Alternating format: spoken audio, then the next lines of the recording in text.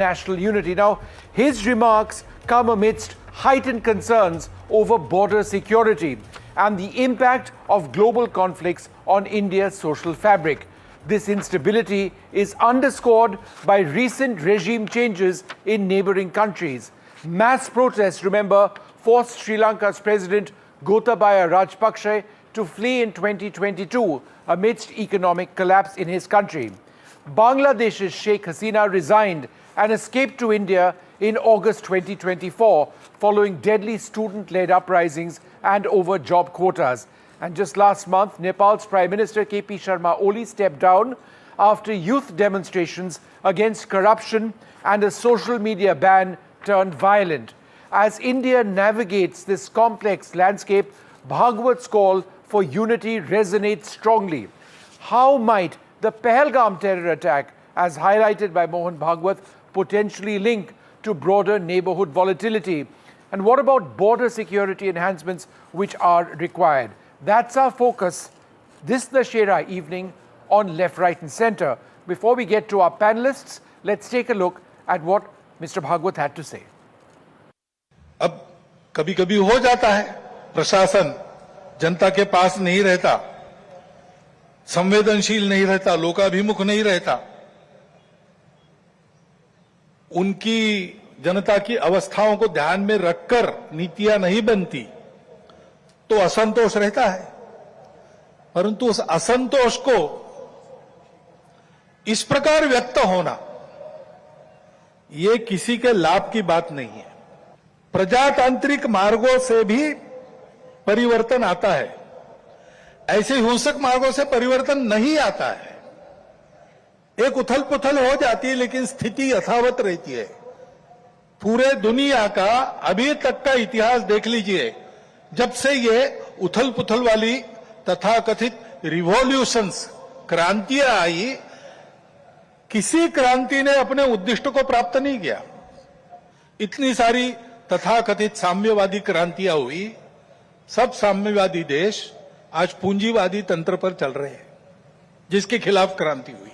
ऐसे हिंसक परिवर्तनों से उद्देश्य नहीं प्राप्त होता है, उल्टा इस अराजकता की स्थिति में देश के बाहर की स्वार्थी ताकतों को अपने खेल खेलने का मौका मिलता है। और इसलिए हमारे पड़ोसी देशों में जो उथल पुथल हो रही, ये हमारे ही देश है, वे हमसे दूर नहीं है। कुछ वर्ष पूर्व भारत ही थे, हमारे अपने हैं। उनमें इस प्रकार की अस्थिरता उत्पन्न होना, ये हमारे लिए, हम केवल उनके पड़ोसी हैं इसलिए नहीं, वो सब हमारे अपने देश है, इसलिए चिंता का विषय है। हितरक्षण से भी ज्यादा ये जो हमारा आत्मीयता का संबंध है, अपनेपन का संबंध है, उसके चलते ये चिंता होती है। So the RSS chief flagging regional instability, are foreign forces disrupting India, potentially disrupting India? We're joined by Ambassador Pavan Verma, Sudhindra Kulkarni, Lieutenant General Sanjay Kulkarni, and former Ambassador Veena Sikri. I'd like to thank you all very much for being with us. Mr. Verma, let me come to you first. There are all sorts of theories. Some are conspiracy theories on why, the uprisings in Bangladesh took place or in Nepal took place. But the fact of the matter is that Sri Lanka, Bangladesh and Nepal, they've seen these regime changes. Do you believe that, there are forces which may have triggered the protests, at least in some of the cases? Good evening, Vishnu. It's a pleasure talking to you. Let me be clear. Where our neighborhood is involved and given the emerging status of India and the potential adversaries we have, both visible and otherwise, it's quite likely that foreign forces will meddle in troubled waters whenever there is instability in our region.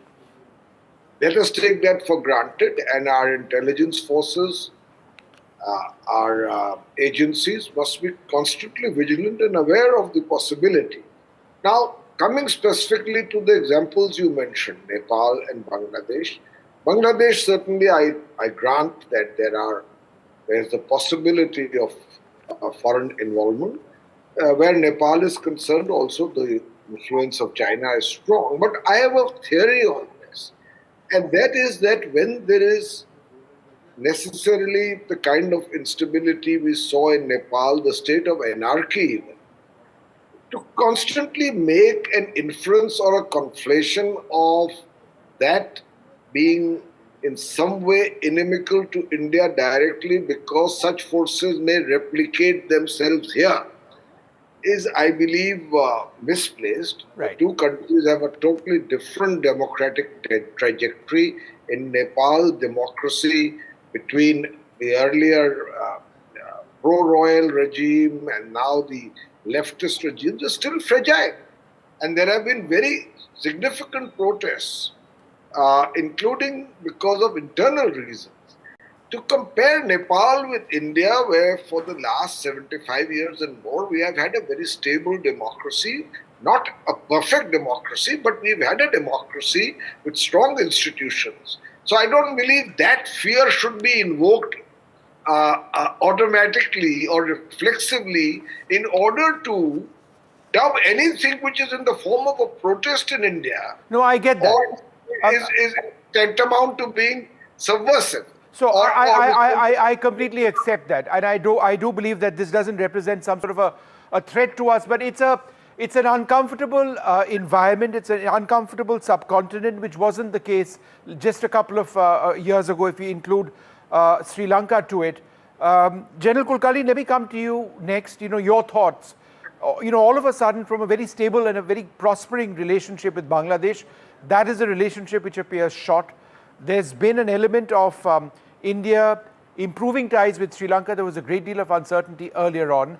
Nepal is still in the works. We don't know where it might ultimately head. And then, of course, there's Pahalgam, right?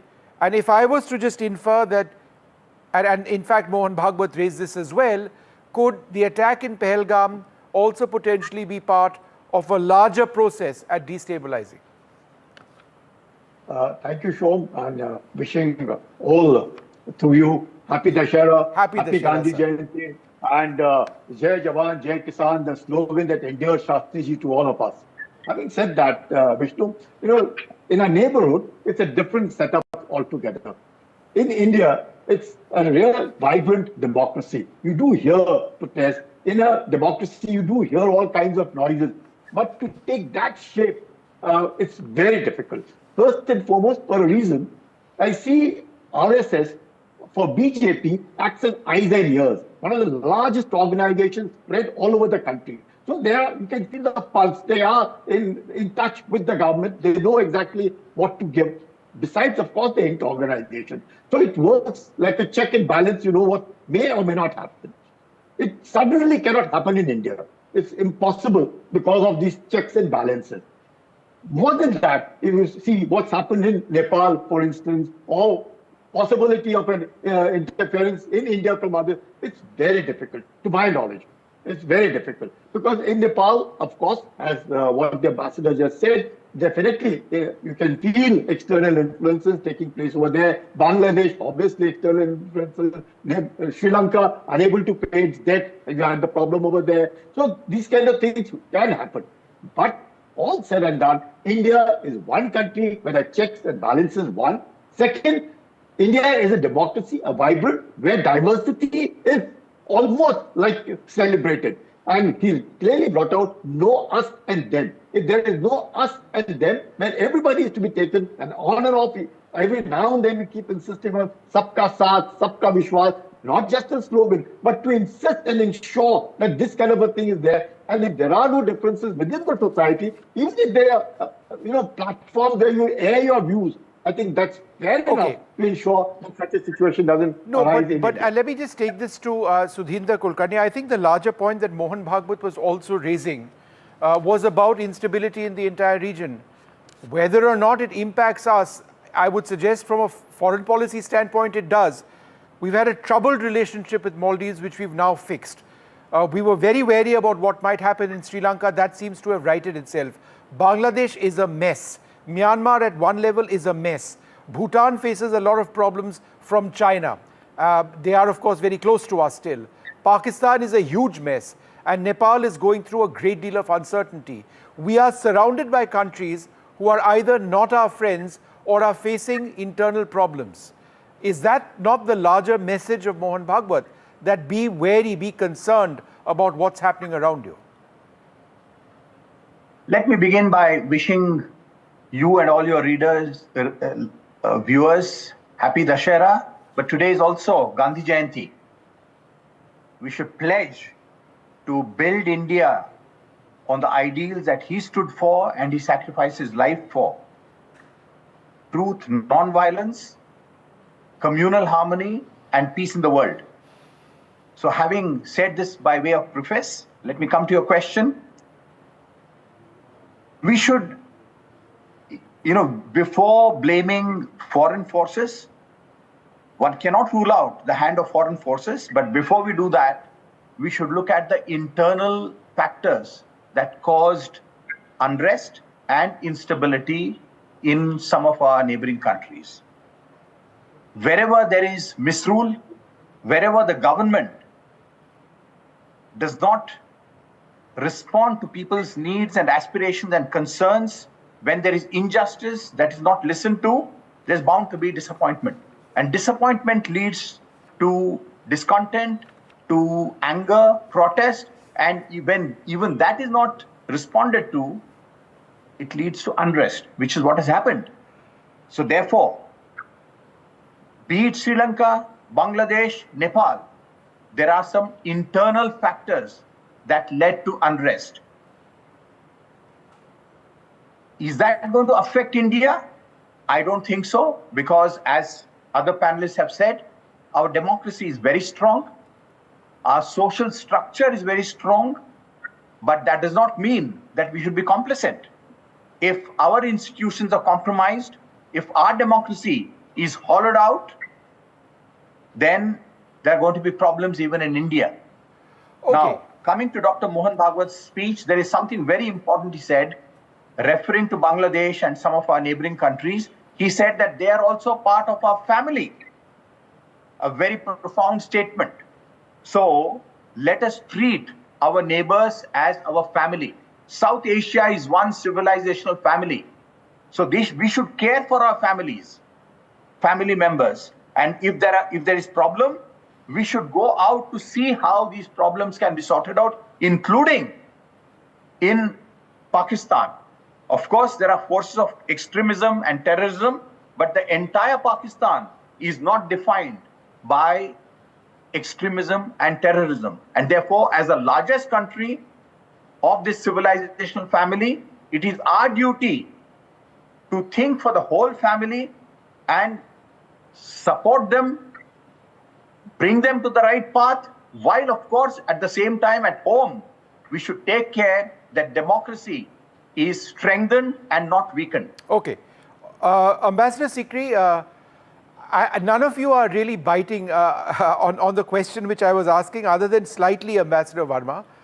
Is there a larger force which is doing this? Because at some stage, we really need to understand why, in quick succession, all of these countries, particularly Nepal, Bangladesh, have really gone through this turmoil. In the case of Nepal, it happened within days.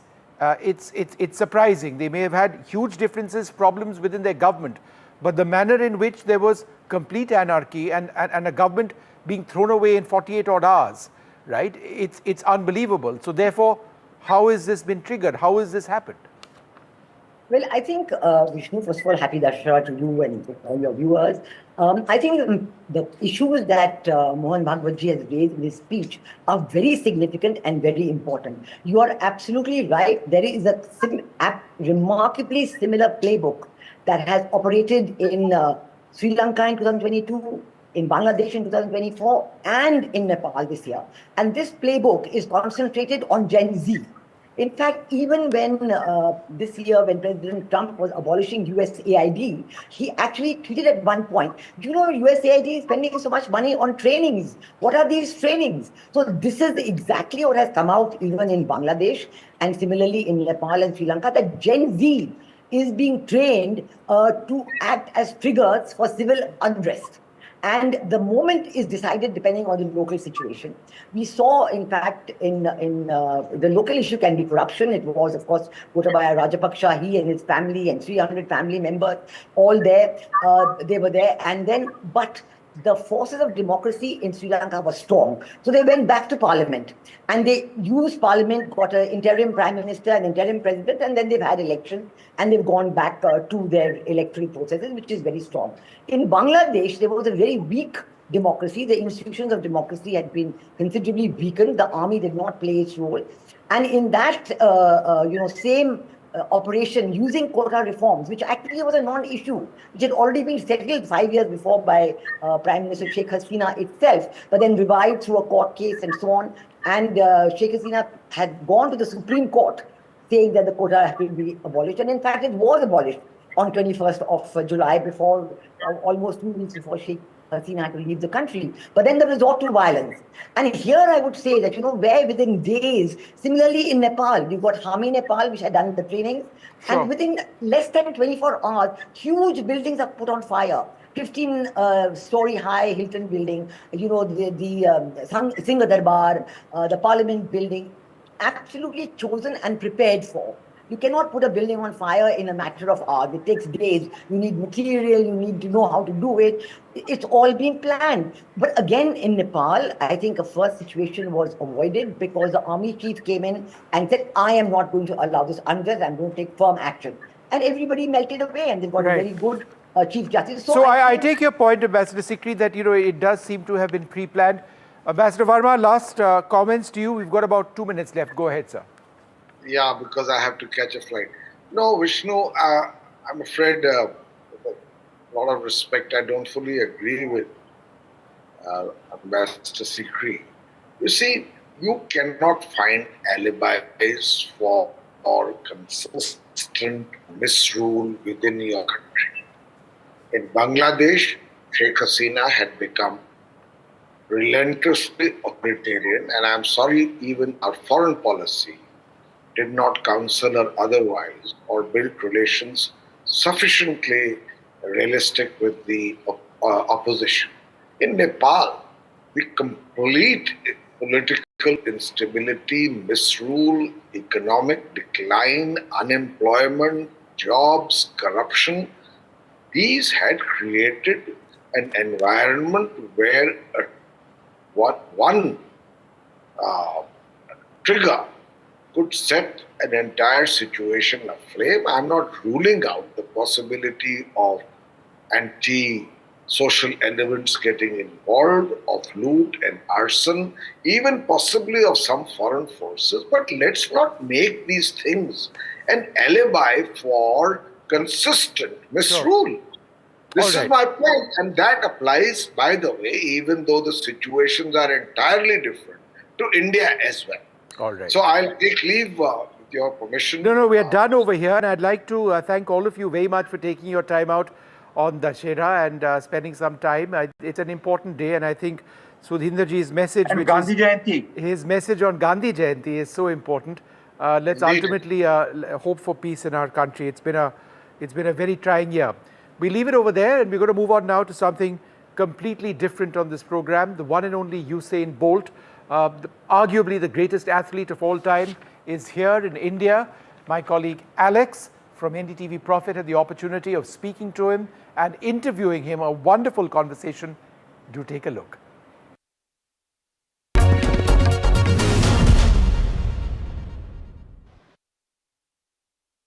The lightning bolt has hit India, and he's in Mumbai right now. Sitting across me, you know who I'm talking about, the man who holds the record for the 100, 200 and 100 into 4 relay, or rather, yeah, that's what it is. Usain Bolt, thank you so much for speaking to me today, and it's an absolute pleasure. The journey that you've had, and you look back, of course, you've overcome these challenges, but I'm just wondering about the mental state, because you've rebounded several times from injury. You mentioned that your hamstring is given up, right? What is the mental state that requires? I think at the start it was tough, but after I met my coach Glenn Mills, he kind of gave me more confidence, because he would explain to me, listen, injuries are part of the sport, and first thing he did is like, listen, we need to find the root of your problem, because I didn't figure that out until I started working with him, you know what I mean? And he said, all right, the scoliosis is their problem. What do we need to do to avoid this? And that's kind of what gave me the confidence, because I knew that I had somebody that knew exactly what we needed to do at all times to make sure I was okay. Is he your biggest motivation or somebody else? Yeah, for me, my coach played such a big role. He's like my second dad, you know what I mean? He really supported, not just in track and field, but in life. He would give me advice with everything. So it's something that I really, really have to give thanks for. Do you think that you had another gear that you could have gone into? My coach believes that. My coach said the world didn't see the best of me, so he believed that. I felt like I did great.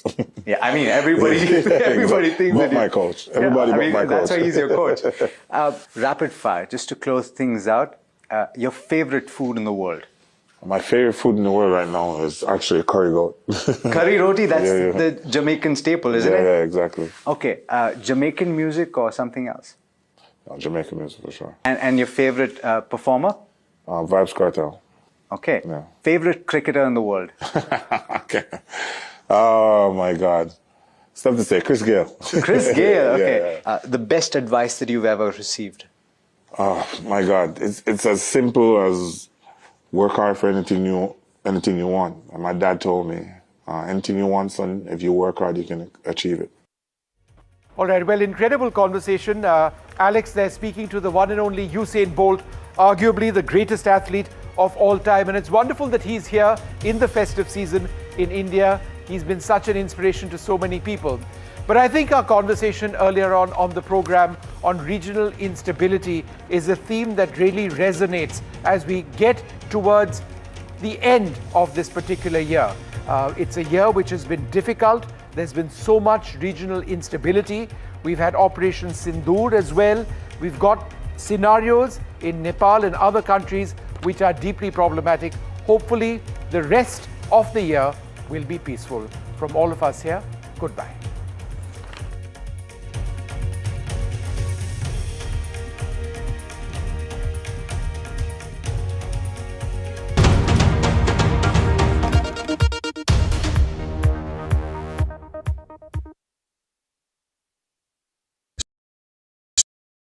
Other opposition parties.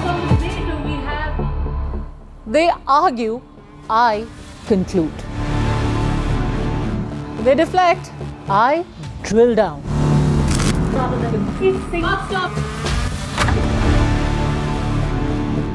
This isn't a free-for-all. It's a reckoning.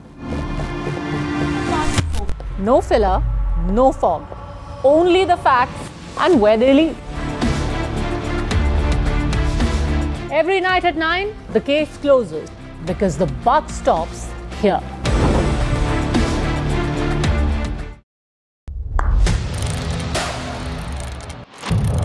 What seems settled for me is unfinished business. So I rewind, I pause, I reflect, I dig until what's buried stands up to be counted. Breaking ground, not just headlines, the meaning behind them. This is Breaking Ground with me, Vedika Sood.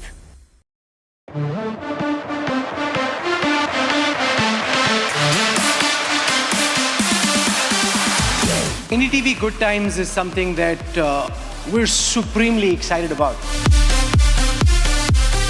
We just don't want to do live entertainment. We want to create experience for you. And NDTV Good Times is one of the most marquee and iconic ideas that NDTV came up with.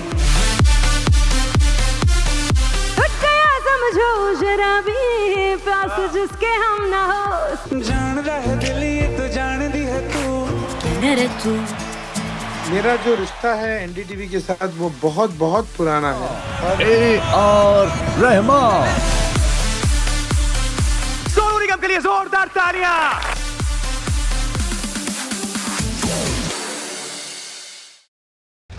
The world's defining stage. Leaders, visionaries, decision makers, confronting the challenges of our time. हमारा प्रयास होगा भारत की century सिर्फ भारत की नहीं बल्कि पूरी मानवता की जीत की सेंचुरी बने। NDTV World Summit 2025, Edge of the Unknown, 17th to 18th October, only on NDTV. Across the country. He has tracked the pulse of power from Washington to Korea. Witnessed history being made in global capitals and conflict zones. Brought clarity to complex issues of national security and international affairs. And now, Aditya Raj Kaul begins a new chapter at NDTV. Actually, I'm taking off because the stories I cover don't sit still. To bring the world to India and to take India to the world, I need to be where action is. Aditya Raj Kaul, covering international affairs like no one else, only on NDTV network.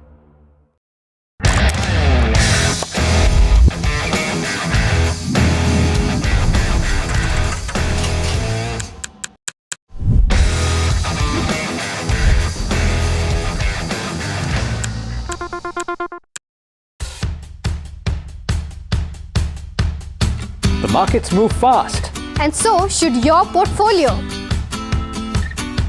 Expert insights, real-time stock picks. Do I buy Ola? Should I hold CDSL for the long term? Buy, sell or hold. The answers you need, straight from the experts. Callers from India and across the world. Connect live, ask, decide and invest wisely. Your portfolio, your future. Ask Profit.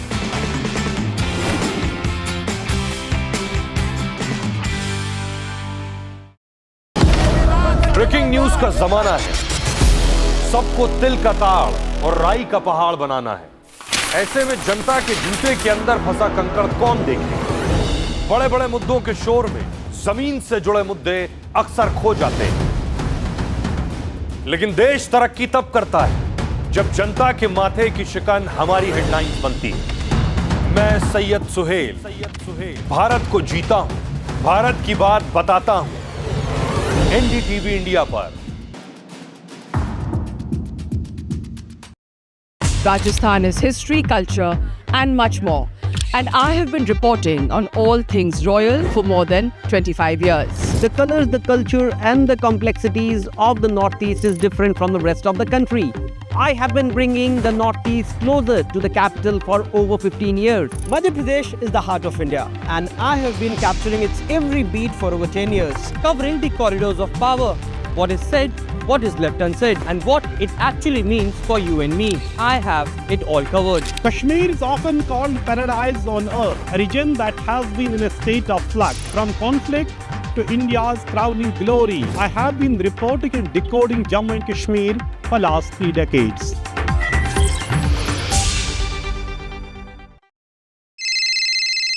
Hello बोलिए madam. डब्बा trading कब से चल रहा है पता है madam आपको? हम और आप तो जन्म भी नहीं हुआ था हमारा। We investigated a shady advisory firm that has spent big bucks on advertising on the front pages of national dailies. ये आपको बिल्कुल उसका ऐसे हल्का सा भी खौफ नहीं है? मैडम एक बात को खौफ किस लिए रखना चाहिए ये तो बताओ। कौन सा गलत काम कर रहा हूँ मैं? After our report, we also saw NSE came out with a cautionary circular to the investors. Market Regulator Securities and Exchange Board of India has also come out with a release talking about the actions that it has taken. Cyber complaint has also been filed against the entities involved in this entire Dabba trading scam.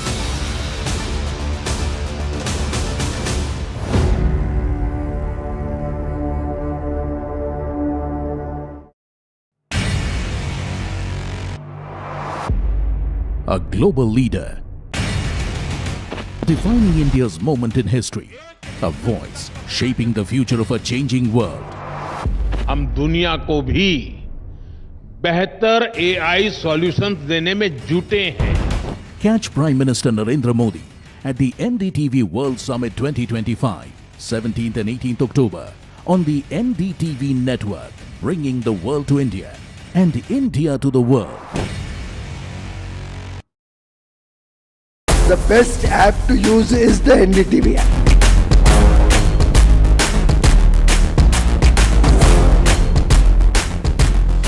दुनिया भर में जब भी भारतीय media की चर्चा होती है तो एनडीटीवी सबसे पहले जिक्र में आता है। मैं आपका बात से सहमत हूं, उल्टे हम भी सब विदेश जाते हैं।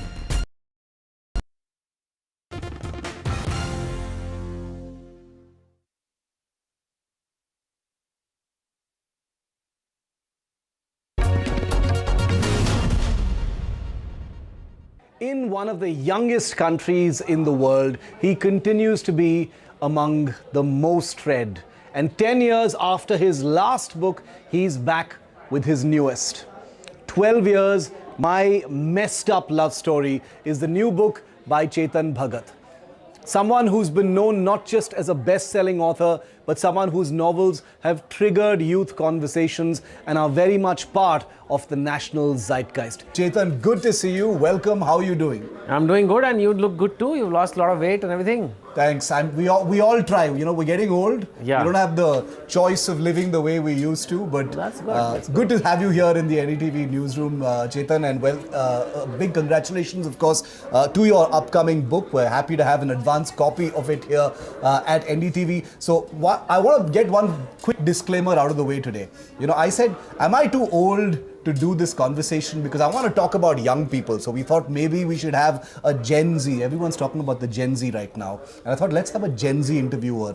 So I did the second best thing because I couldn't get enough volunteers. So I crowdsourced today's questions. Oh. Among people who've read many of your books, as have I, but also questions directly from people to you. Sure. In this interview. So many of these questions are directly from the very young, amazing young staff that we have here at NDTV. So I'd like to start by asking you, Chetan, about the book itself. It's called 12 Years.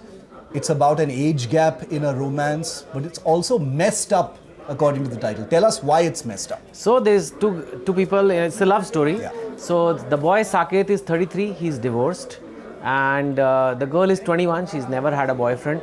33 minus 21 is 12. Yeah. So that's why it's called 12 years. So this time the core conflict, every story needs a conflict, is the age gap. So yes, one of the characters, the 21-year-old is probably what you call Gen Z. And the 33-year-old is, I guess, what you call millennial. Yeah. So you can call it a millennial Gen Z love story. So it is messed up because of the age difference. And the fact that he is going through a divorce right now, and she's not even had a boyfriend. She comes from a very conservative Jain family. Her parents don't even allow her to talk to boys, like even as friends.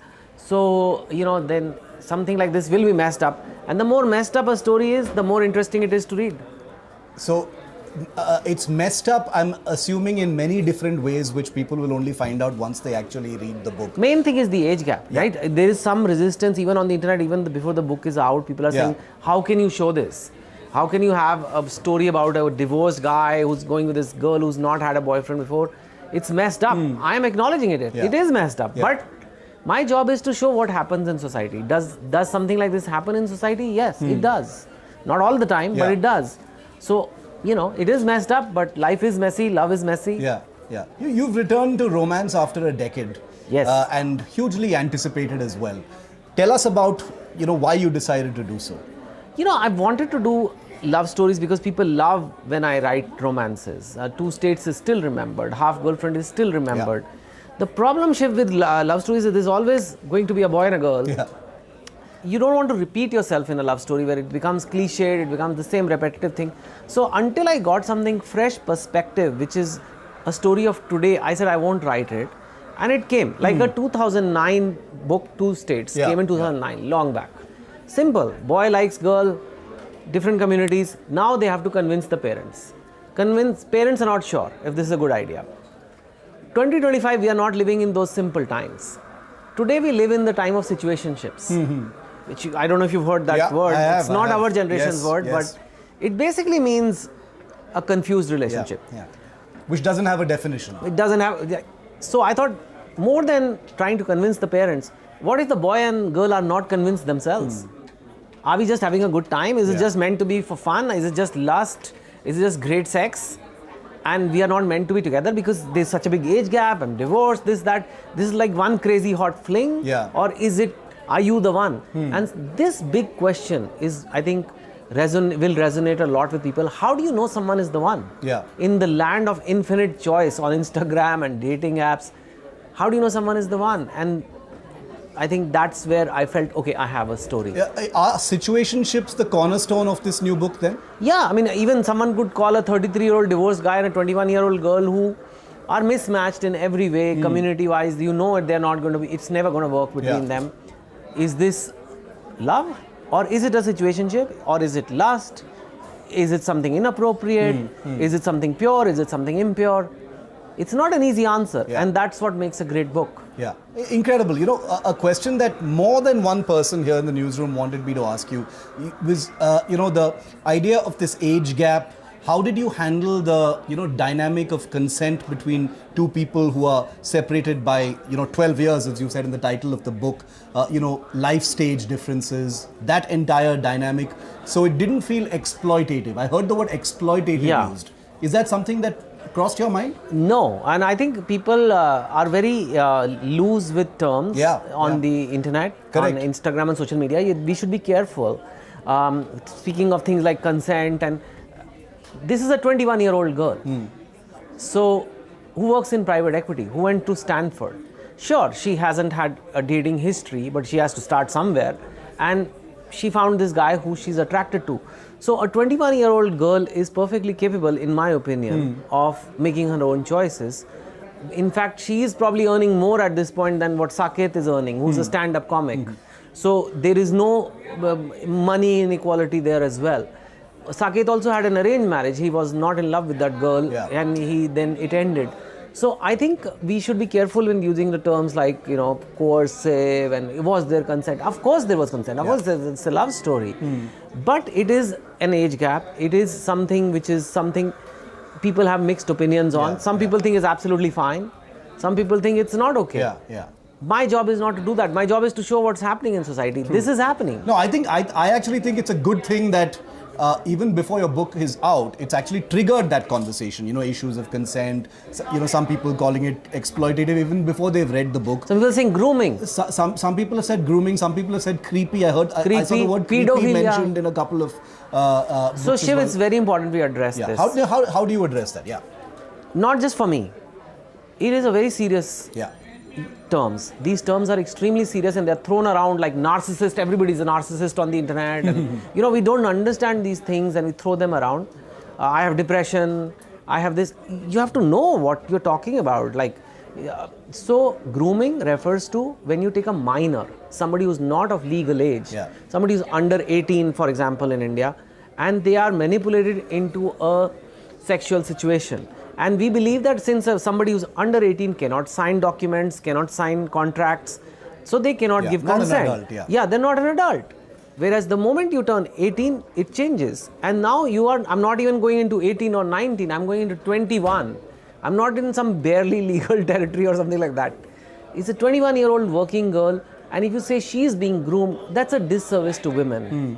That's like infantilizing women, saying that a 21-year-old girl, so what is okay? 22 is okay, 23 is okay, 25 is okay. Where does that line start? And so a 21-year-old girl can choose the government, she can do an IS exam and be an administrator, but she can be groomed. I think it's very loose, and to throw away terms like this and takes away from the genuine cases of this is not a grooming novel. That I think someone can write a grooming novel about if he wants to show the bad effects of grooming or something. I mean, that's a separate issue. Freedom of speech, what an author is right. This is not that. This is just an age gap love story. We have real life couples, celebrity couples, who post pictures of themselves with age gaps, and people, if you see the comments, people say, so cute, couple goals, hashtag I want this. So are you like saying that these people are grooming? I mean, so I think let's not get ahead of ourselves. Yes, there is an issue. It is messed up that when there is such a big age difference, there will be some issues. But to take it into an illegal territory is highly inappropriate. Did you anticipate that this age gap dynamic in your book would spark this? Not to this level, no. People are opinionated. People will say grooming and creepy and all these things. I think it speaks more of that. No, because I never thought of that word. When even I show a girl, I show her fully intelligent, working in private equity, having a career. the last thing on my mind is that she is not smart enough to make her own decisions. That's the way I respect a young woman. But, you know, if people are saying this, maybe they have those tendencies. I don't know. Maybe they have some secret past or something. I don't know. How can you connect two consensual adults into that land? But did it upset you or anger you that people were saying this? No. See, Shiv, I do want to push the envelope. I do want to push boundaries. I can tell you honestly how the 12 years difference was arrived at.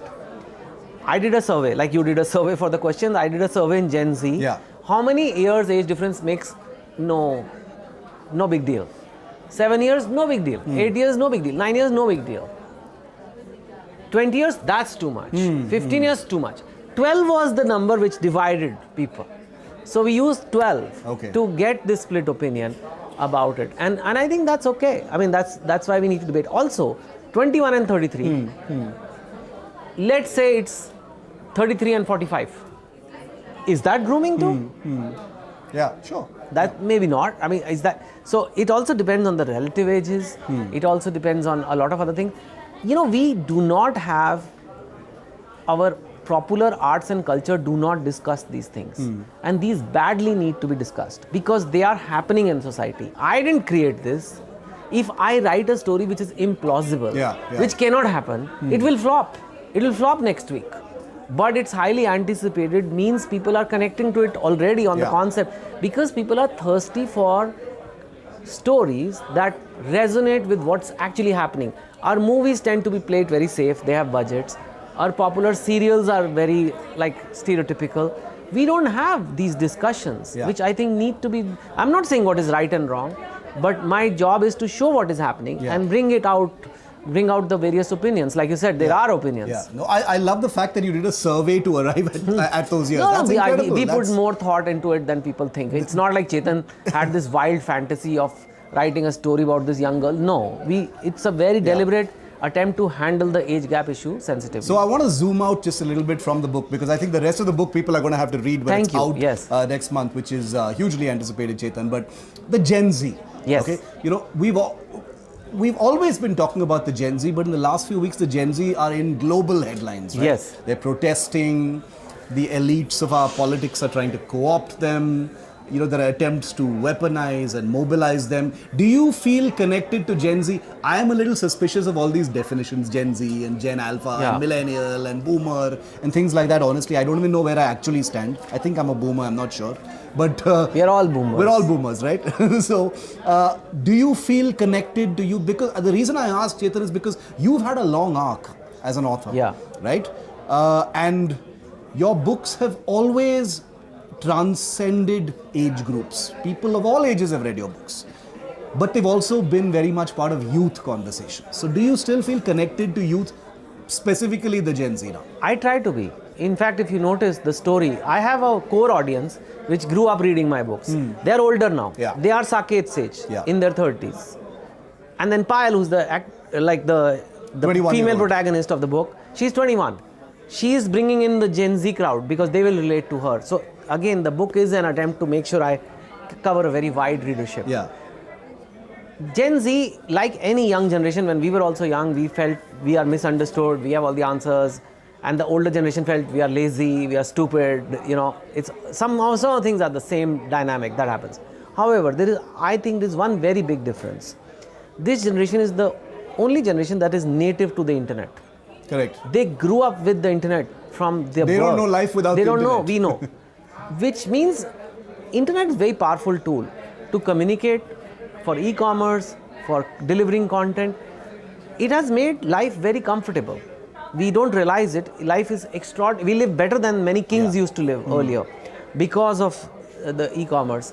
That has also led to is maybe the Gen Z is not as adept at real life face-to-face conversations.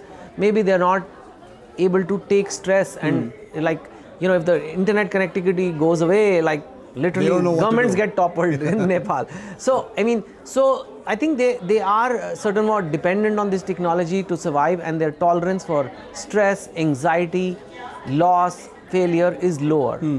Is that a defining feature according to you of Gen Z? It is. Some people That's call worrying it. Then. Yeah, it's called the anxious generation. yesterday only I learnt of a term, bed rotting, which is basically you just lie in bed and all day do nothing, just watch reels and shorts and NDTV and hopefully... I heard it's called brain rot as well. Yeah, it is going to lead to brain rot. Bed rotting but it is marketed as self-healing. It's not self-healing. If you want to self-heal, go for a walk, do something creative, make a painting, write, doing passive kind of content consumption, lying in bed, not moving physically, not challenging yourself mentally, it's bad for you. So I think Gen Z needs to be careful about that because they have been brought up on this technology and it's kind of made them less resilient. Having said that, anytime there has been a big change in the world, revolutions, everything, it's always the newer generation that does it. So I think we need to be respectful of them and non-judgmental of them and see the trends going on. I've tried to, like for example in this book, there's a lot of, like Saket and Payal's dynamic is that when she's upset, she ghosts him. And he doesn't get it. Like he doesn't even know the word ghosting. You send a message and they don't reply and they're online and they're like, what's going on? So I think these kind of things, I try to just study them non-judgmentally and that keeps the connect. Do you think that the Gen Z, and again I use the term in the way that we understand it now, in many ways that anxiety that you mentioned and the anger is also a kind of rejection of the old way of doing things? It is, but its anxiety is coming because there is less stress tolerance. There is a so-called comfort crisis. Like we are living in air-conditioned rooms here. That's not how we are wired. We are wired to be in the jungle. It could rain, it could be cold, it could be hot, but now we better have a temperature-controlled environment, else we get extremely uncomfortable in a few minutes. Same way, it's for them, they need to make sure that if they want to actually talk to someone, they can just send a message. Or they can not even send a message, just observe other people's lives on their feeds. And then when it comes to really doing an interview, a job interview, or a boss tells them that I didn't like the work you did, I mean, it's really a very distressing thing for them because nobody shames them or humiliates them like that. So that creates anxiety. What they are doing then is avoid anxiety at all costs. So not even try. Just withdraw. Just withdraw, look away. You can call it rejecting the old way of life, but what's going to happen to your future? You're going to have to build yourself. So I think, but the few Gen Z people who get it, they are changing the world. I mean, there are also people in Gen Z which have made huge companies. You know, a lot of people in public life see Gen Z as something to sort of harness and harvest and weaponize and mobilize. We live in a country where politics is, you can't take 3 steps without the politics of it. Rahul Gandhi is one of them. He's wooing young voters. He's mentioning the Gen Z, youth parliament, reels, bikes, that kind of thing. Do you think parties or even Rahul Gandhi, since we're speaking about him specifically, do they really listen or is it just a performance? See, bikes and reels and using the right lingo will only get you so far. Prime Minister Modi's victory, Rahul Gandhi was even younger then. And in 2014, Prime Minister Modi was much older. But still the young people voted for him. So I don't think it's so much about age or even about the mannerisms you adopt. It's about, are you able to, at least if you want a mass level connect, are you able to express what they're feeling? And are you able to bring out issues that they resonate with, but nobody else is bringing them out? There is definitely opportunity for Rahul to do that. But and I think he's trying. But it'll take more than just symbolisms of being on a bike or like, I don't know, using a cool app. I mean, it will not, that's not what translates to votes. That's fun to watch. Because fans of Modi say exactly what you say. They say that appealing to youth is not about the number in your age. It's about how you actually appeal, the conversations you have. And the more than anything, and that's something that Modi is actually very proud of. About his youth connect. And more than anything, what appeals to human beings is authenticity. Not necessarily, being like me. If I have a white beard today and I feel like I should dress like in a more conservative way, in the same pimple clothes, but I still want to write for young people, that's okay, because hopefully people see that this is the guy, he's 51 now, he needs to be this way. But if I tried deliberately hard to, like, you know, color my hair and come here wearing a, I don't know, Labubu t-shirt, trying to fit into the youth crowd, it will look odd because that's not who I really am. So are you saying Rahul Gandhi is trying No, to... Rahul Gandhi, I think a little, he is younger. Yeah. So maybe he does like bikes. You know, he does like to do certain things. To the extent as whatever is genuinely him, it's fine. Yeah. But you don't have to specifically adopt lingos, or you still don't have to specifically do things. I don't have to like do my hair a certain way to connect better. I don't think that works. So I think Prime Minister Modi, what he does is, this is who he is. He's a religious person, for example. Now you could argue that the Gen Z, you know, are not religious. They're not so into. But this is who he is. And he's very proud of who he is. Yeah. And that being proud and comfortable and authentic on who you are, that's an extremely attractive trait for anybody. You know, when you speak to young Indians and Gen Z in general, Chetan, do you find them to be especially politically aware? No. In an age when there are so many distractions, so many things competing for attention. They're not. Not politically aware? Very few. I mean, you and I think that people care, but they don't. They are more worried about why the girlfriend didn't text them back and when will that boy call me and when will I get a job and what do I do with my life? I mean, unfortunately, I would like them to be more politically engaged. There is, I mean, it's a huge country, so even if 5% are 10%, that's still millions of people. Yeah. But 90% of the youth don't give a damn. Yeah. They rather watch the IPL. They don't care about the political debates and the shout fests on television. And that is why they do not have some of their issues addressed, to be honest. Yeah. Because they don't care. They are not going to, they don't read the newspaper. They open the entertainment section straight away.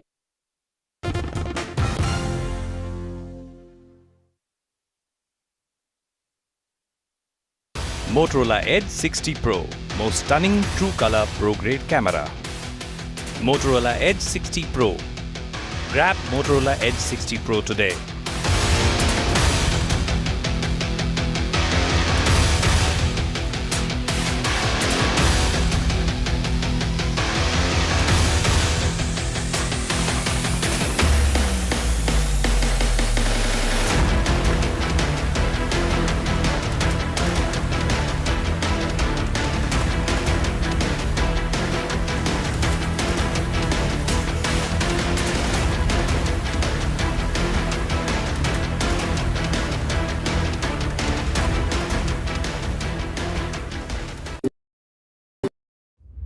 Vanakkam Tamil Nadu. Well, the battle for Tamil Nadu 2026 is open now. After Chief Minister Stalin rolls up his sleeves and Vijay steps in as a star challenger. This is a mass gathering, not for cash. Meanwhile, a former Chief Minister, Edappadi Palanisamy, begins his fight back. The big comeback campaign by EPS has well and truly begun. These are all the ultimate players, and this is going to be the ultimate test.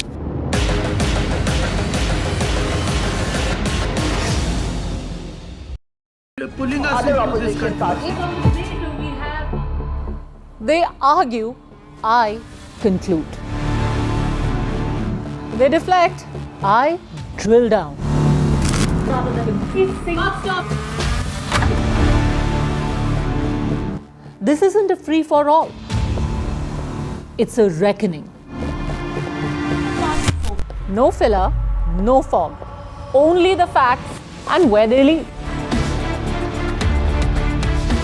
Every night at 9, the case closes because the buck stops here.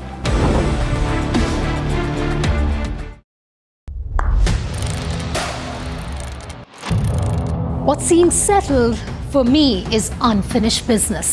So I rewind. I pause. I reflect. I dig until what's buried stands up to be counted. Breaking ground, not just headlines, the meaning behind them. This is Breaking Ground with me, Vedika Sood.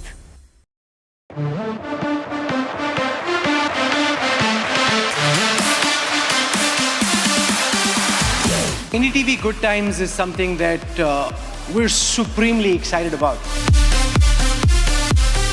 We just don't want to do live entertainment. We want to create experience for you. NDTV Good Times is one of the most marquee and iconic ideas that NDTV came up with.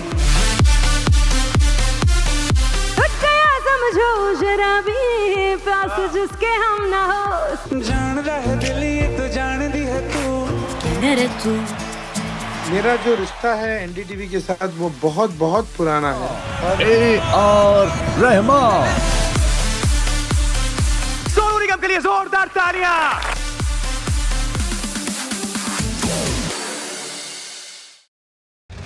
The world's defining stage. Leaders, visionaries, decision makers, confronting the challenges of our time.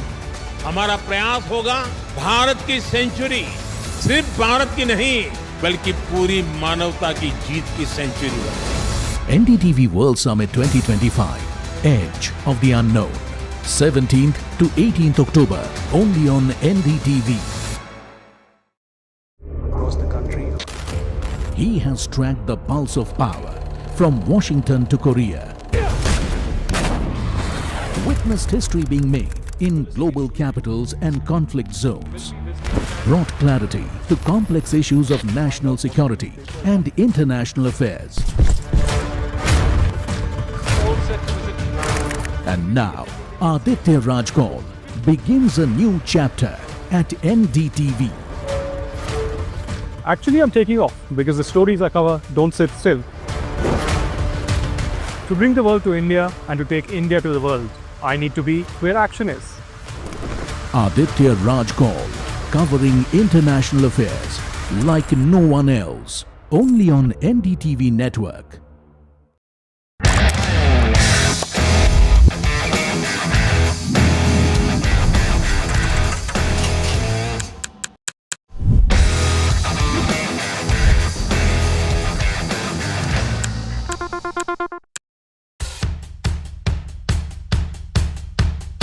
The markets move fast. And so should your portfolio. Expert insights, real-time stock picks. Do I buy Ola? Should I hold CDSL for the long term? Buy, sell or hold. The answers you need, straight from the experts. Callers from India and across the world. Connect live, ask, decide and invest wisely. Your portfolio, your future. Ask Profit.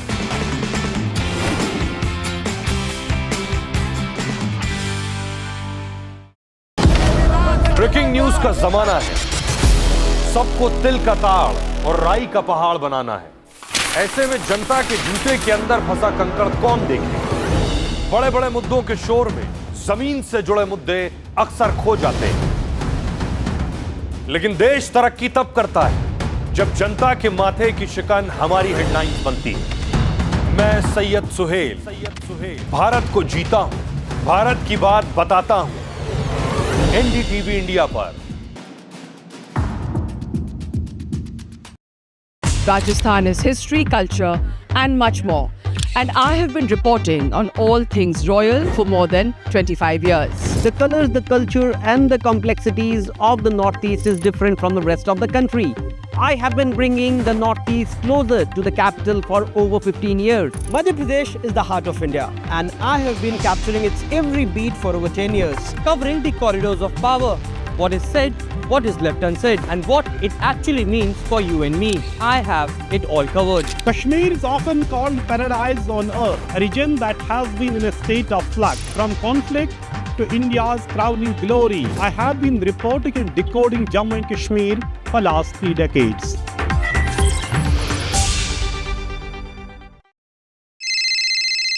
Hello बोलिए madam, rubber trading कब से चल रहा है पता है madam आपको? हम और आप तो जन्म भी नहीं हुआ था हमारा।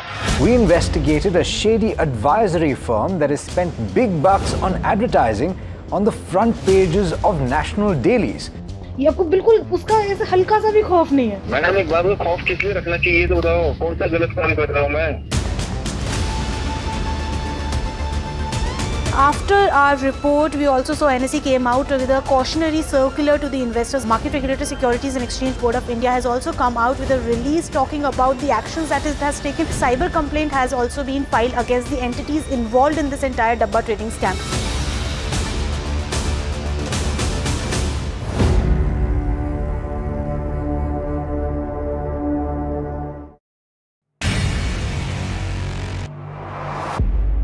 A global leader, defining India's moment in history, a voice shaping the future of a changing world. हम दुनिया को भी बेहतर AI सॉल्यूशंस देने में जुटे हैं. Catch Prime Minister Narendra Modi at the NDTV World Summit 2025, 17th and 18th October on the NDTV network, bringing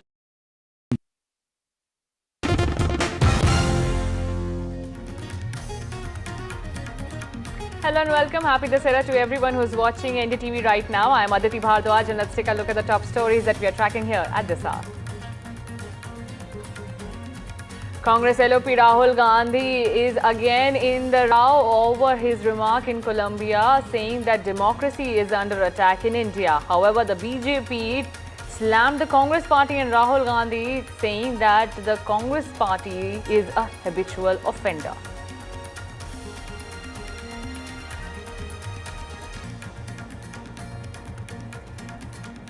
The Airline Pilots Association of India has been formally invited by the Director General, Aircraft Accident Investigation Bureau, to attend a consultation meeting at the AIB head office in New Delhi on 3rd October regarding the AI-171 crash.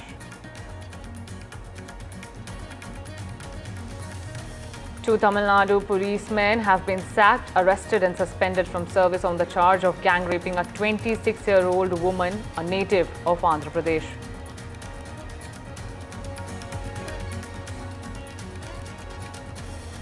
Amid Karnataka Game of Thrones, Karnataka Congress has now served show cause notice to two of its leaders. These two leaders demanded that DK Shivakumar, who is the current Deputy Chief Minister of Karnataka, should be made the Karnataka Chief Minister instead of Siddaramaiah.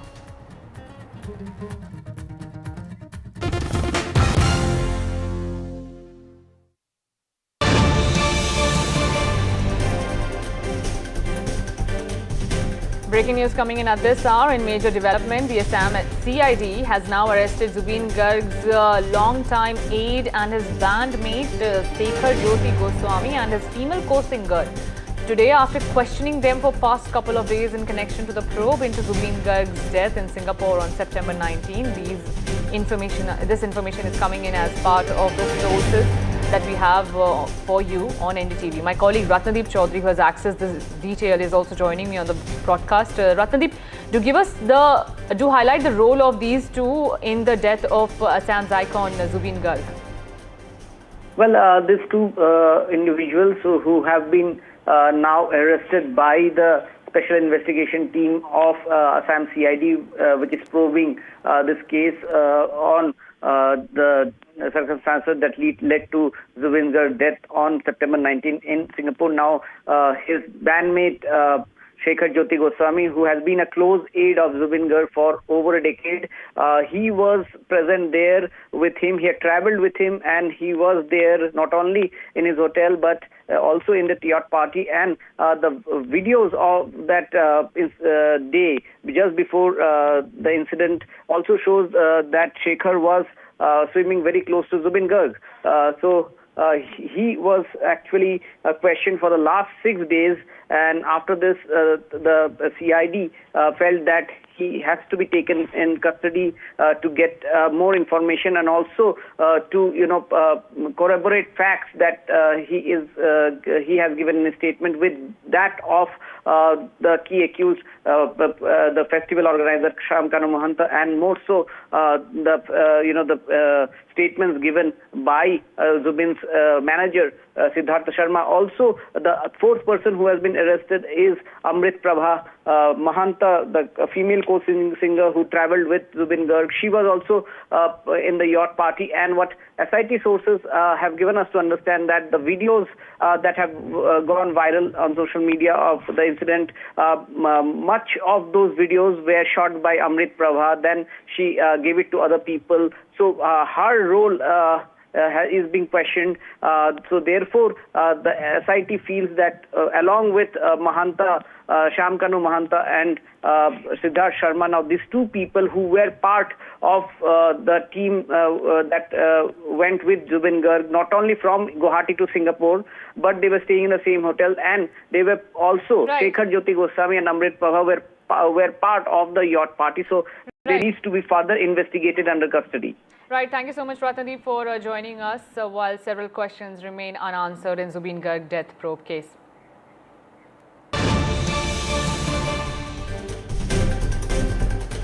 More breaking news coming in at this hour, and this time unfortunate news coming in from Madhya Pradesh. Two separate accidents during the immersion of goddess Durga idols in Madhya Pradesh left at least 13 people dead, including 8 girls in Khandwa district. A tractor trolley packed with devotees broke a railing and fell into the Chambal river, after which these deaths have been reported.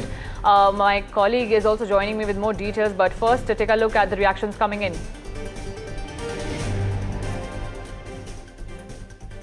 दुखद घटना हुई है जिसमें बादल फाटा गांव जो यहाँ से करीब 5 किलोमीटर दूर है, वहाँ के लोग एक ट्रैक्टर से आ रहे थे विसर्जन करने के लिए, और एक जो मुख्य मार्ग है उस पे पानी था। संभवतः ड्राइवर को भान नहीं था कि यहाँ पे ज्यादा पानी है। ट्रैक्टर वहाँ कहीं न कहीं वो वहाँ पे अनियंत्रित हुआ, जिसके कारण ट्रैक्टर ट्राली पलट गई, जिसके कारण ट्राली में बैठे हुए जो सभी सवारी थी वो अंदर गिर गए थे। And my colleague Anurag Dwari is also joining me over the broadcast on the phone line. Anurag, who is to be blamed for this tragedy? Well, first of all, one more update that at least 14 people died in different, Durga Puja, idol immersion related mishaps in Khandwa, Ujjain and Shahdol, while at least 11 villagers drowned when a tractor trolley carrying a Durga idol plunged into a pond in Pandhana area in Khandwa. And in Jamli village also a tractor trolley carrying a Durga idol and also boarded by 20 to 25 villagers, mostly children and women from Rajgarh village, lost balance and overturned into the pond cum small dam of the water resource department. And the police officials there are saying that so far 11 bodies have been retrieved, and rescue and search teams of SDRF are searching for more people inside the pond. 3 persons who were rescued alive are also stated to be critical at the hospital. And an out of control DJ vehicle which formed a part of idol immersion procession ran over another immersion procession, killing a 30-year-old man, Ramdev Chauhan, and injuring 4 others in Gohapura area of Shahdol, where Shubham Gond and Hanumant Lal were also swept away in Ujjain, while 4 persons were bathing in the river. A 12-year-old boy who was seated on the tractor on the bridge, he suddenly started the tractor with the keys, after which the vehicle along with the boy plunged into the river. Right. Thank you so much, Anurag, for joining us. The death toll has been revised. Viewers, 14 people have died in this unfortunate incident. That was my colleague Anurag giving us more details. Thank you. Shifting our focus to the political stories that are coming in, Congress MP and leader of opposition Rahul Gandhi's anti-India rant has now landed the Congress party in trouble. Rahul Gandhi, while speaking abroad, has launched a fresh salvo, saying India's democracy is under attack from all sides and warning that the biggest threat to India comes from within. From drawing parallels with China to alleging that voices are being suppressed, Rahul's remarks have set off a political storm. The BJP, it calls it a rant against India on foreign soil and saying that the Congress party and Rahul Gandhi are habitual of such calls. Take a look at the reactions coming in. The single biggest risk is the attack on democracy that is taking place in India. Because India has multiple religions, multiple traditions, multiple languages, and India actually is a conversation between all its people. And different traditions, different religions, different ideas require space. Modi ji के ऊपर तो आप झूठे आरोपों की झड़ी लगाते हैं पूरे हिंदुस्तान में घूम घूम करके, तो लोकतंत्र में तो आपको एक प्रकार से गाली देने का अधिकार दे रखा है हिंदुस्तान ने, और आप कह रहे हैं लोकतंत्र नहीं है। यहां पर आप राहुल गांधी सब कुछ बेबुनियाद बेशरम भरी बातें करते हैं भारत के खिलाफ, भारत में, और विदेश में कहते हैं कि भारत में बोलने की आजादी नहीं है।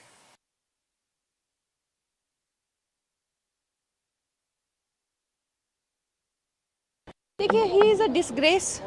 ये जानते हैं सब कि वो देश को हर जगह बदनाम करने का, देश की निंदा करने के लिए, देश की आलोचना, मैं ये सरकार की नहीं कह रही, देश की निंदा। अगर वो कह रहे हैं कि लोग यहाँ पे झगड़ालू हैं, लोग यहाँ पे जो हैं वो ईमानदार नहीं हैं, जो भारत के लोग हैं वो उनको पता नहीं है अपने हमारे लिए क्या अच्छा, वो वोट जो देते हैं उनका दिमाग काम नहीं करता, तो इसलिए जो है किसी और को आके यहाँ पे डेमोक्रेसी बचानी चाहिए। ये सब बातों से वो ये दिखाते हैं कि भारत के लोग जो हैं वो बुद्धिहीन है, वो यही कहना चाहते हैं ना। तो खैर, that's why I call him a disgrace. वो जो है देश को शर्मिंदा करते हैं हमेशा, और देश भी उनसे शर्मिंदा है। Addressing the RSS celebrations in Nagpur, RSS chief Mohan Bhagwat delivered a strongly worded message. Bhagwat cautioned against violent protests, saying no political revolution has truly achieved its goal through unrest. He also flagged unrest in neighboring countries as a worrying trend, stressing that real change must come peacefully and constructively. He also weighed on foreign powers which are active in India and outside India. Take a look at exactly what he said. प्राकृतिक उथल पुथल है तो जनजीवन में भी उथल पुथल दिख रही है। श्रीलंका में, बाद में बांग्लादेश में, बाद में नेपाल में, हमारे पड़ोसी देशों में भी हमने इसका अनुभव किया। अब कभी कभी हो जाता है, प्रशासन जनता के पास नहीं रहता, संवेदनशील नहीं रहता, लोकाभिमुख नहीं रहता, उनकी जनता की अवस्थाओं को ध्यान में रखकर नीतियां नहीं बनती, तो असंतोष रहता है। परंतु उस असंतोष को इस प्रकार व्यक्त होना, ये किसी के लाभ की बात नहीं है। And Mohan Bhagwat's remarks have caused a political storm, with Congress reacting and saying that this is an unfortunate terror organization that is being glorified by the central government, including Prime Minister Narendra Modi. In fact, Kerala Chief Minister Pinarayi Vijayan has also hit out at RSS over the coin and stamp launch to mark its 100 years. Kerala CM said that the launch was an insult to Constitution. Take a look at the reactions.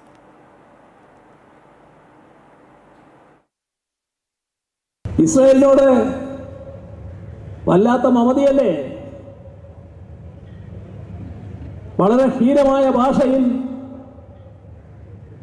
പാലസ്തീനെയും Palestine ജനതയെയും ആക്രമിക്കാൻ തയ്യാറായ Israel മന്ത്രിയെ ഇവിടെ കൊണ്ടുവന്ന് ചർച്ച നടത്തി അദ്ദേഹവുമായി കരാർ ഒപ്പിടാൻ ബിജെപി ഗവൺമെന്റ് തയ്യാറായില്ലേ? ഇത് ബിജെപി കാണിക്കുന്നതിൽ ആശ്ചര്യമില്ല. കാരണം ഇസ്രായേലിലെ സിയോണിസ്റ്റും ഇവിടുത്തെ RSSഉം ഇരട്ടപ്പെട്ട സഹോദരങ്ങളാണ്. कांग्रेस कहती है RSS आतंकी संगठन है।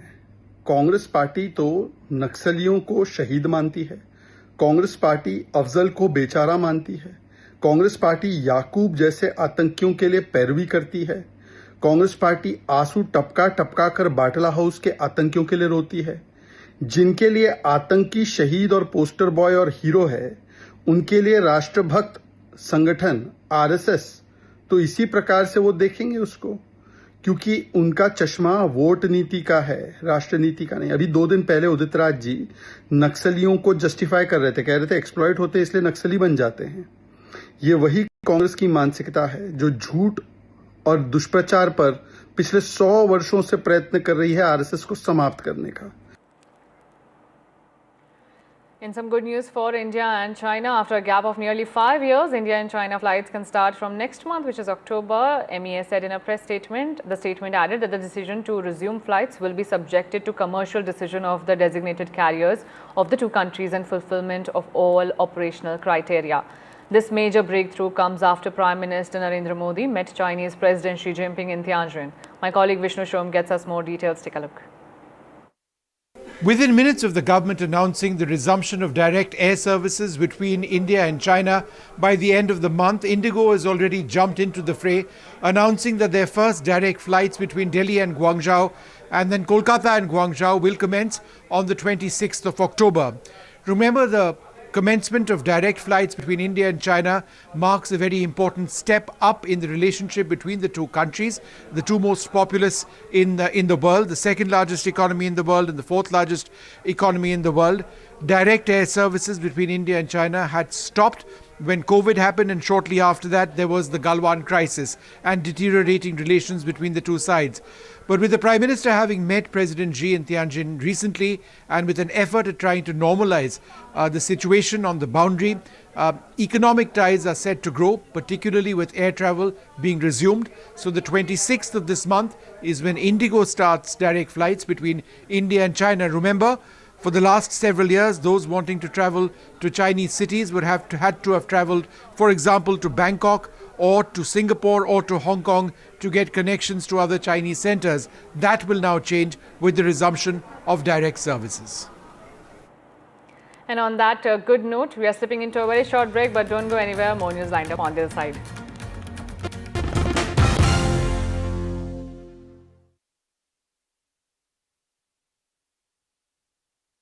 Motorola Edge 60 Pro, most stunning true color pro grade camera. Motorola Edge 60 Pro. Grab Motorola Edge 60 Pro today.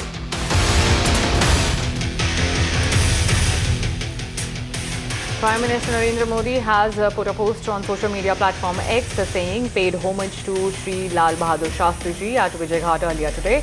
He is remembered for his unwavering commitment to India's progress.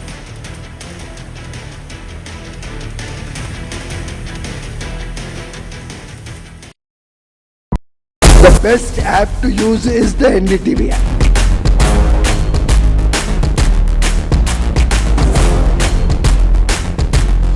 दुनिया भर में जब भी भारतीय मीडिया की चर्चा होती है तो एनडीटीवी सबसे पहले जिक्र में आता है। मैं आपका बात से सहमत हूं, उल्टे हम भी जब विदेश जाते हैं, the best app to use is the NDTV app.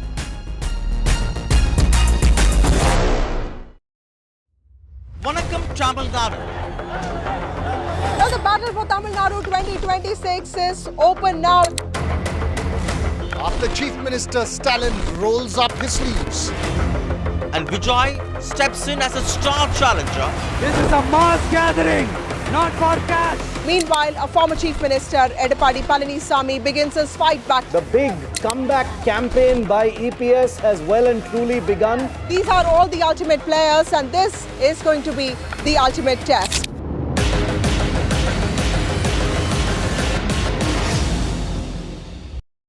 Pulling us into this country.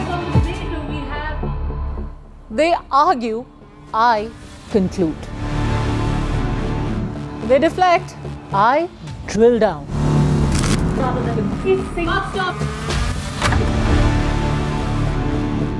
This isn't a free-for-all.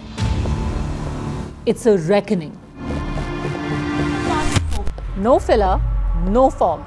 Only the facts and where they lead.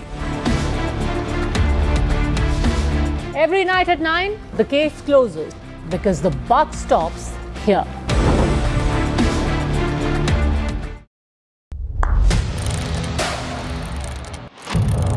What seems settled for me is unfinished business. So I rewind, I pause, I reflect, I dig until what's buried stands up to be counted. Breaking ground, not just headlines, the meaning behind them. This is Breaking Ground with me, Vedika Sood.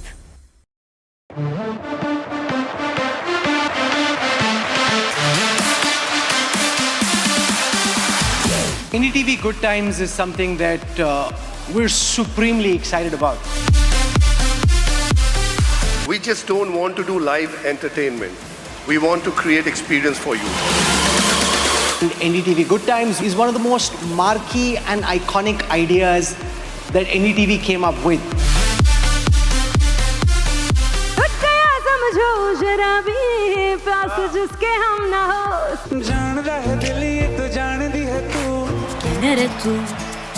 मेरा जो रिश्ता है NDTV के साथ वो बहुत बहुत पुराना है। रहमान सोनू निगम के लिए जोरदार तालियां।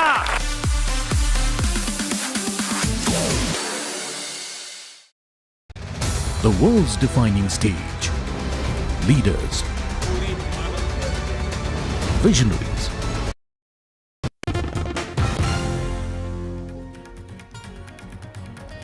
Now to news coming in from the United Kingdom, where a stabbing attack outside a synagogue in Manchester has left 2 people dead.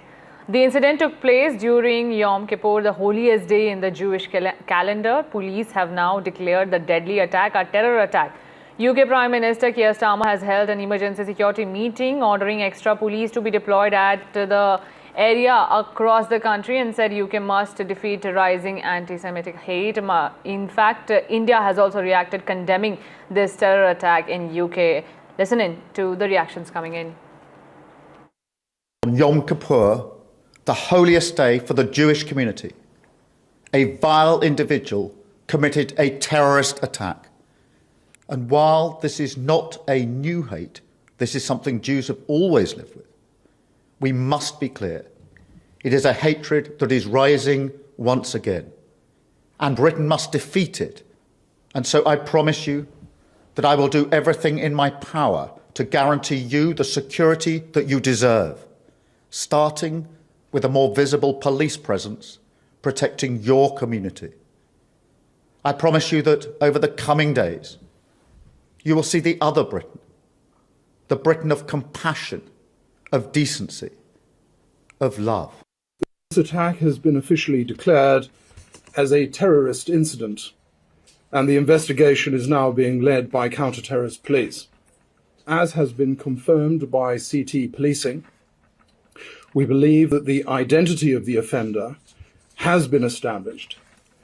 In addition, I can confirm that 2 other individuals have been arrested in connection with this incident, and urgent inquiries are ongoing.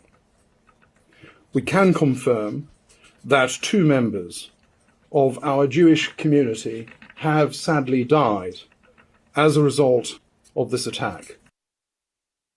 As soon as I heard shots, I did say, "Oh my God, that are shots." Yeah. And then we heard plenty of sirens. I mean, it's horrifying. It is horrifying. Unfortunately, in the last year, we've witnessed a whole load of terror and attacks against the Jewish people. I heard bang bang, and then we heard the helicopters, we heard the sirens. You hear sirens every day because we're around the corner from the hospital. But then we heard it was gunshot and there'd been a terrorist attack in the synagogue.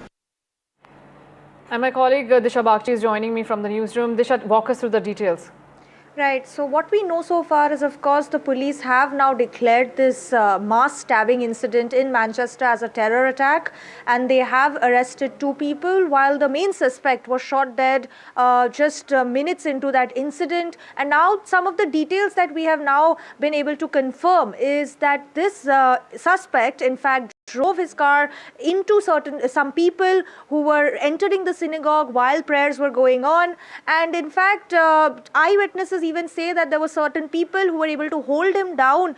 And in fact, the suspect was wearing certain explosive device on him and had intentions to create a mass sort of terror attack that was aimed at hurting the Jewish community. Now, as we know that today was a very important holy day for the Jewish community, Yom Kippur, and the fact that this incident did take place today highlights a growing, rising anti-Semitic hatred towards the Jewish community in Europe, in England. In fact, data shows that these kind of hate crime and these kind of anti-Semitic attacks in England has doubled in the past year. So really now, UK Prime Minister Keir Starmer, we saw that soundbite where he has said that he is going to increase deployment of police across the country, across synagogues and Jewish communities to ensure that these kind of incidents remain under control. And the investigation is now underway in this